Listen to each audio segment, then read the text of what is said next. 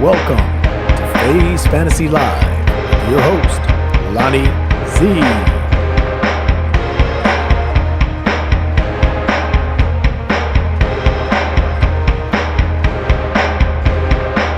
Welcome to the show. This is Phase Fantasy Sports.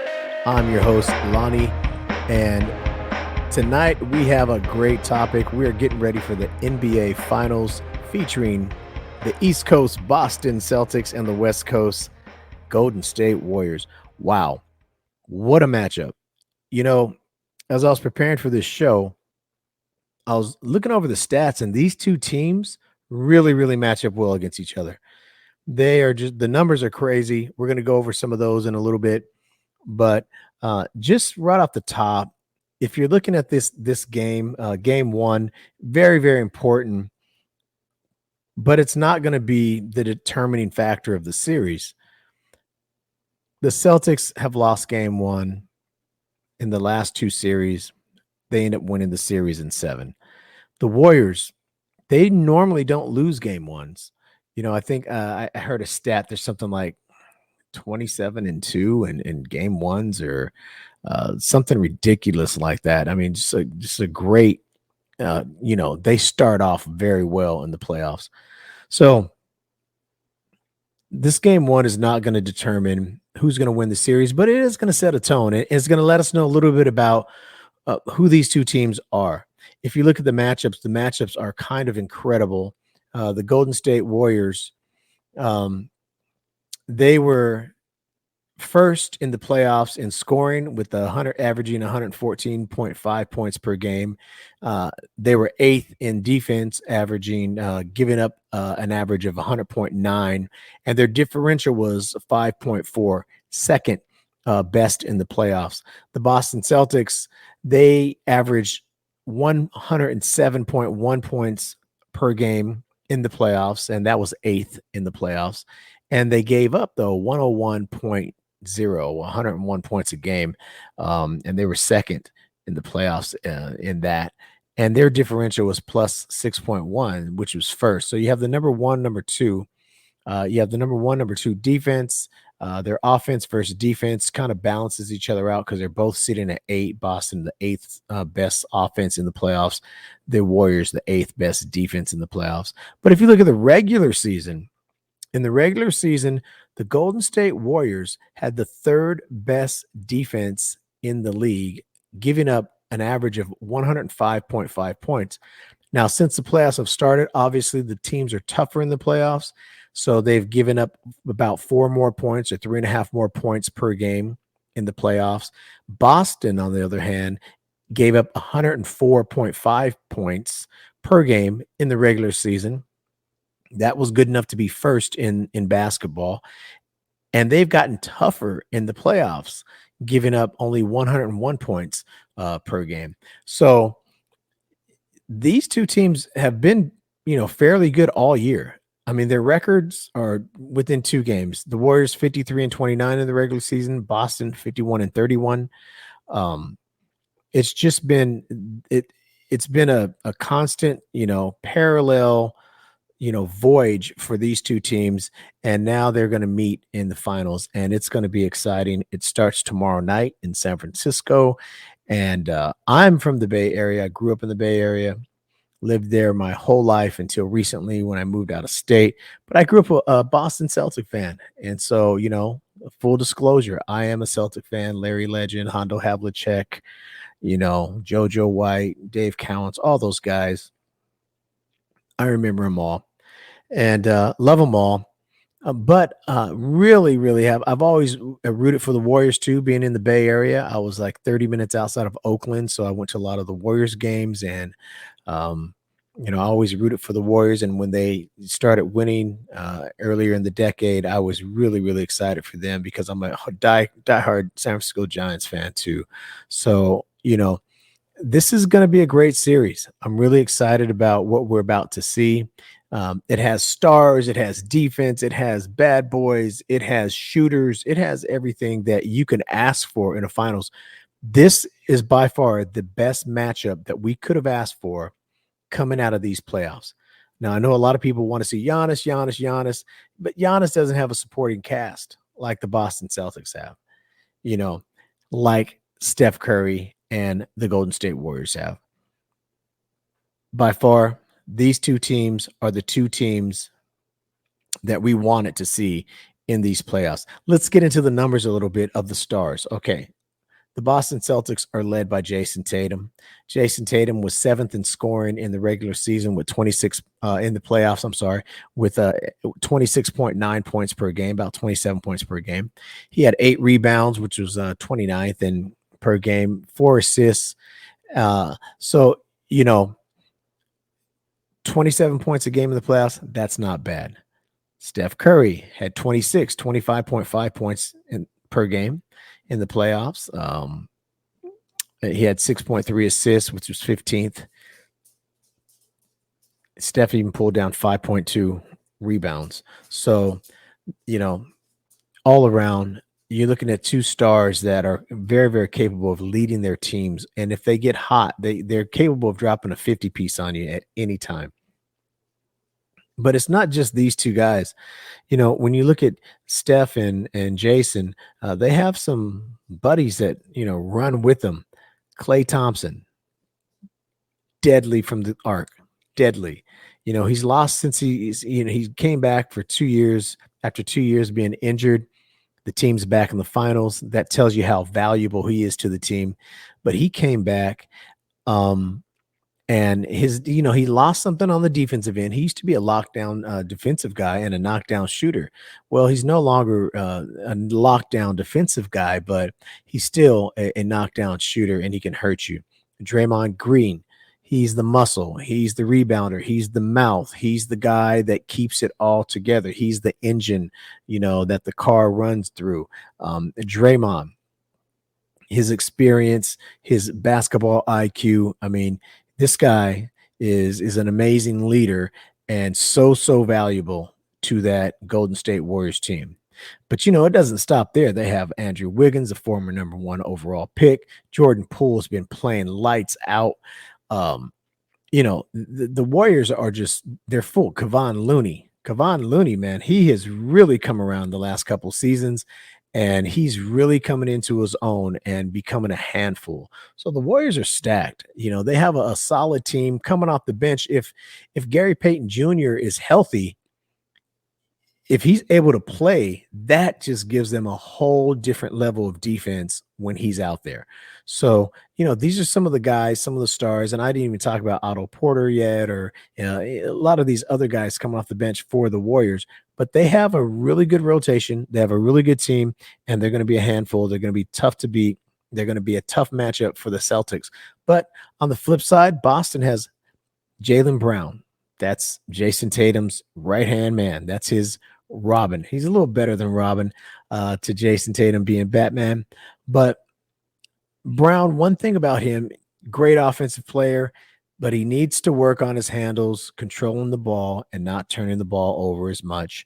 And especially in clutch moments, he needs to make wise decisions and improve his court vision a little bit better. But he's a knockdown shooter. He's an athlete. He'll get after you.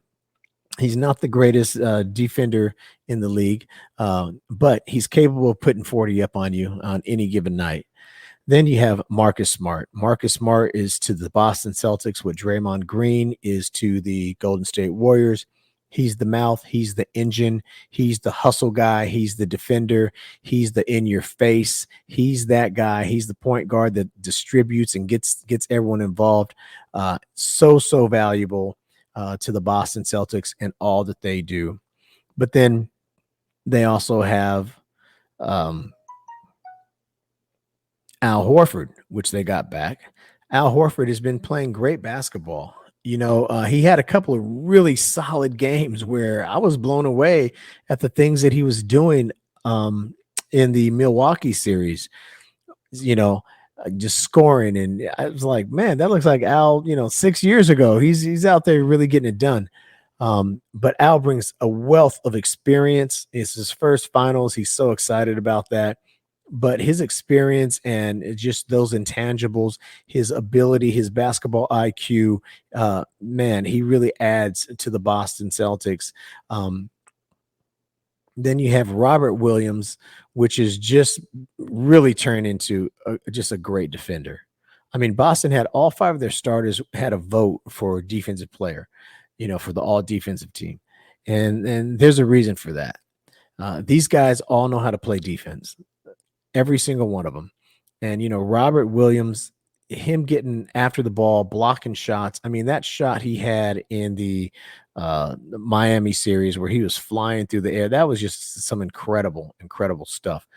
Um, then you have Grant Williams, which is, man, this guy, the sixth man coming off the bench, he's a hard nosed, bulldog.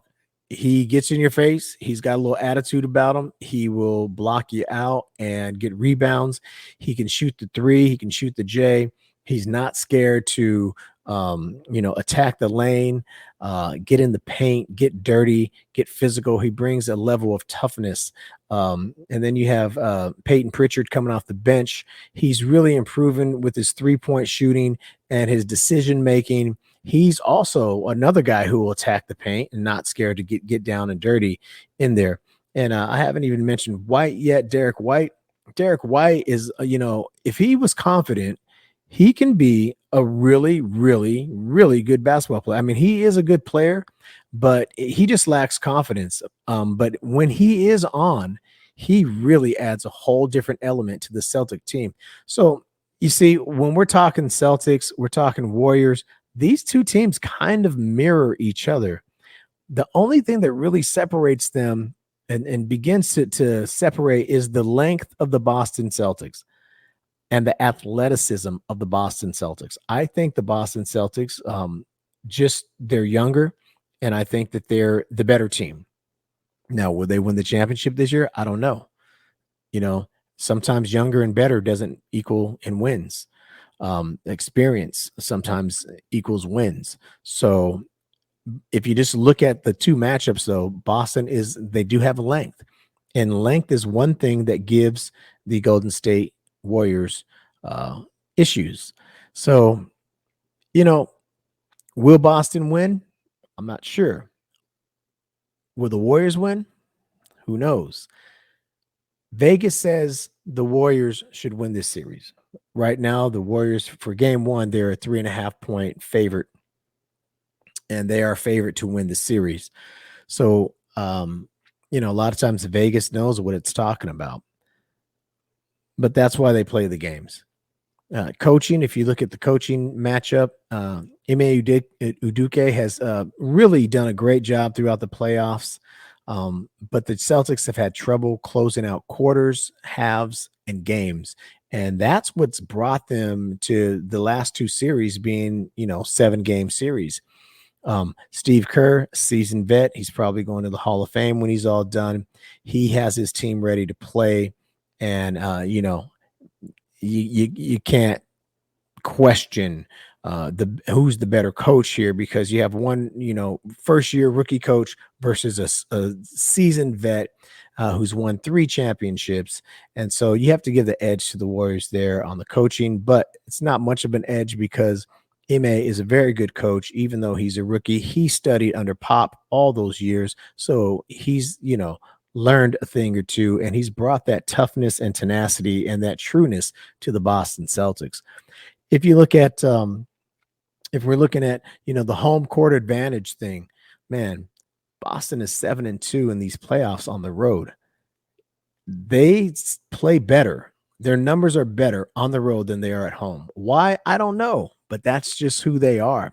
And every time Boston wins championships, they have a real high win record on the road. Boston is 77% win ratio on the road in the playoffs of this year. That's kind of incredible.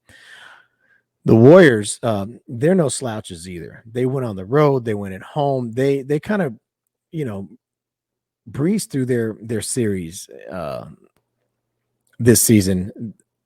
But when you think about who they played a team that in Memphis that should have really challenged them a little more than they did. Memphis is just young, And when Ja Morant went down, so did the Grizzlies. I was surprised when Memphis even got a game out of that series um, after Ja went down. And then they played against Dallas, which is just, let's call it what it is. It's Luka.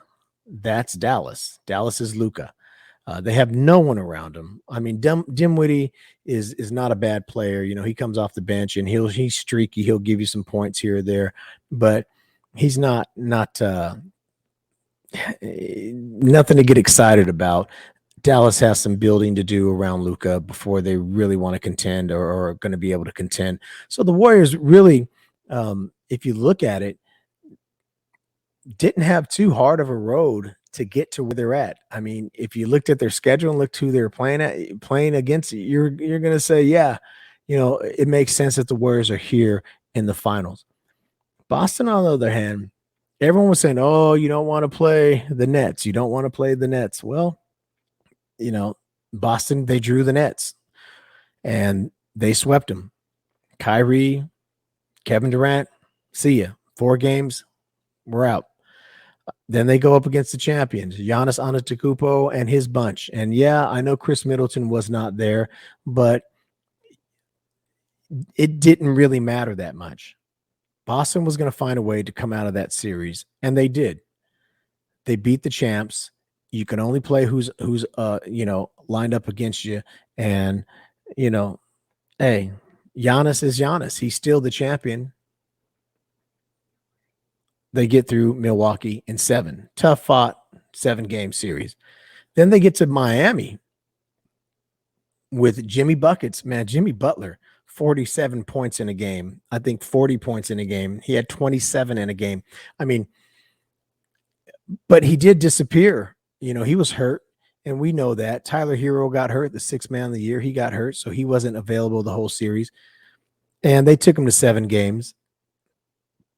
But Boston should have won that series, and they did. The point being is that they had a tougher road to get to the to get to the finals than the Warriors. But I'm not sure that means much, because this Warrior team, I think that no matter who they face, they're going to give hell to. They're going to be out there fighting and battling. And so, this is going to be a great matchup. Game 1 tomorrow night. We're going to see. Right now, I think the Warriors probably take game 1 by, we'll say 110 to 102 Warriors. And then we're going to see what happens on Sunday. But all in all, if you ask me who's going to win this series, I'm going to pick Boston in 6. I think once they, get a game under their belt, they see what's going on, they'll be ready. I think that they've been preparing for this for a long time now. They've been to the Eastern Conference Finals before, and they've come up short. And I just believe that this is their time. I think that if they just play together as a team, they are the better team. But I'd never go against, Steph Curry, Draymond Green, Klay Thompson. Those guys are amazing. And this is just going to be a great series. So just sit back, watch, enjoy. Let me know what you guys think. Chime in. I hope I'm not being too biased here, just saying I think the Celtics are going to win, but I really just do think that the matchup favors the Boston Celtics. In this particular case, I think they're a real tough matchup for the Golden State Warriors.